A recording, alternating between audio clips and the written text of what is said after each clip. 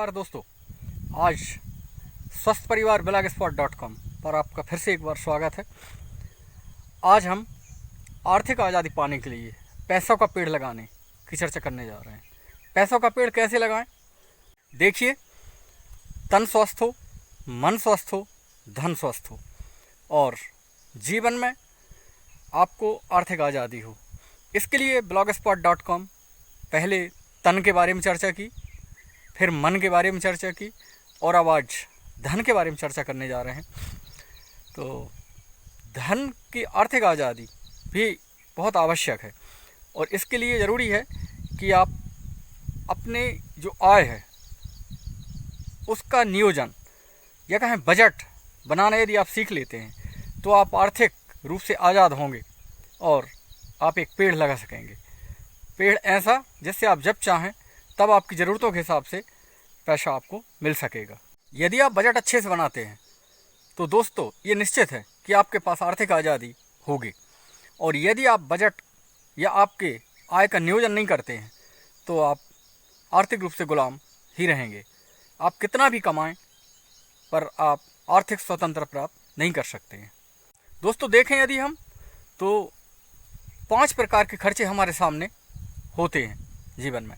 पहला, दैनिक खर्चे, जिसमें आपको दूध है, सब्जी है या दिन में जो भी खर्चे लगते हैं वो दैनिक खर्चे में आते हैं। साप्ताहिक खर्चे, जैसे कुछ किराने होते हैं, कुछ सब्जियां होती हैं जो सप्ताह में एक बार लेनी होती हैं।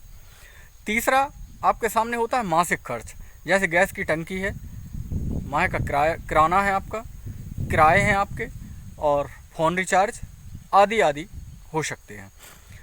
तीसरे प्रकार के जो खर्चे होते हैं दोस्तों वो वार्षिक खर्चे होते हैं।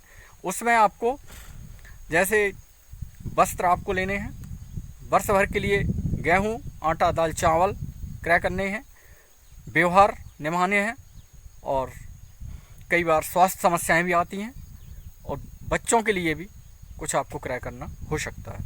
5वें प्रकार के खर्च होते हैं दोस्तों जो वो होते हैं बहुवर्षीय खर्चे, जैसे आपको घर बनाना है, शादी करना है, ब्याह करना है, बच्चों के और कोई वाहन खरीदने हैं।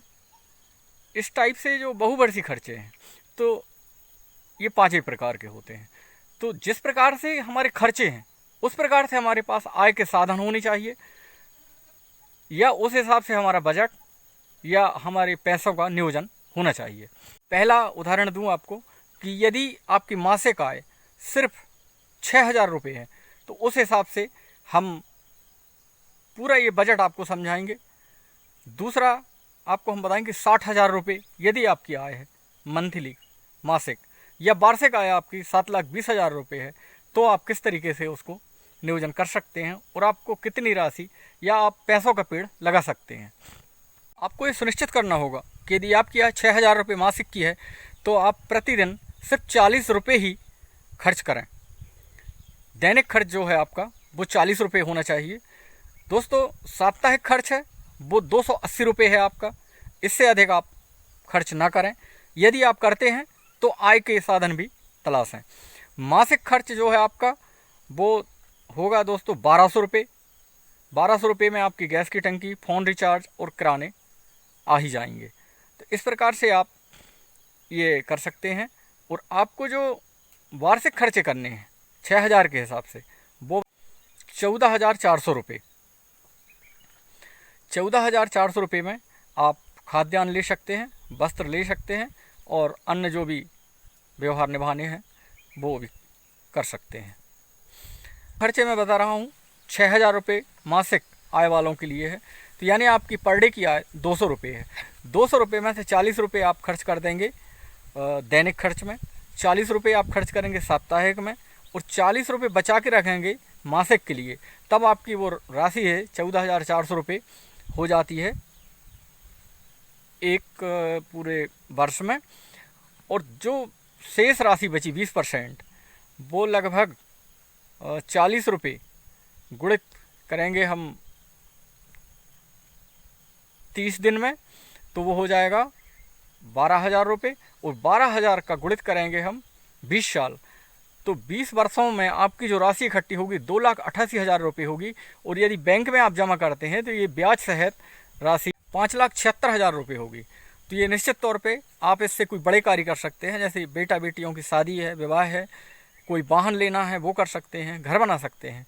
तो देखा दोस्तों आपने, 200 रुपये की मजदूरी करने वाला भी व्यक्ति यदि सतत रूप से नियोजन करके चलाता है तो उसके पास आर्थिक आज़ादी रहती है। इसी प्रकार से हमने आपको जो बताया था, यदि आपका बजट 60,000 रुपये मासिक का है तो आपका प्रतिदिन का खर्च है वो 400 रुपये होना चाहिए, साप्ताहिक 2,000 रुपये खर्च होना चाहिए, जबकि मासिक जो खर्च है वो 12,000 रुपये होना चाहिए आपका, और वार्षिक खर्च है वो लगभग 1,44,000 रुपये आपके पास बचते हैं।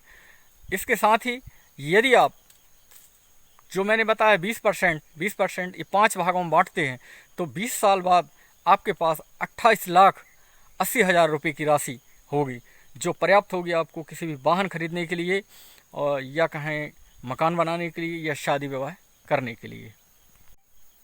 हेलो ज़िंदगी के माध्यम से मैं आपको आगे भी अन्य विषयों पर चर्चा करता रहूँगा। नमस्कार।